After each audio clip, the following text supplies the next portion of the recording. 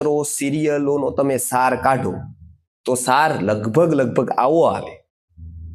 કે આગળ કાંઈ છે નહીં, પાછળ મૂકીને કાંઈ જવાનું નથી,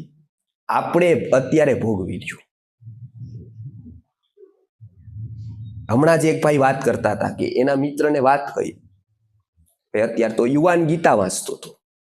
દુઃખ એ વાતનું થયું કે એને ત્યાં આવનારા મહારાજે એને કીધું કે અત્યારે તમે ગીતા યુવાનીમાં શું વાંચો છો, મોટા થાવ પછી વાંચવાની આ બધી વસ્તુ, અત્યારે તો મોજ મજા કરવાની. ત્યારે આ અસત્ય બોલે છે, કેમ કે ચિરંતન સત્યથી વિકાસનો ક્રમ ધ્યાનમાં રાખ્યા વગર તમે કોઈ સ્ટેટમેન્ટ આપો, તમે કોઈ નિશ્ચયથી વાત કહી દો, તમને ખબર નથી આની વાત, ત્યારે પ્રામાણિકતાથી સ્વીકારવું પડે કે આ મારો વિષય નથી, મને ખબર નથી, પણ આવું હોઈ શકે.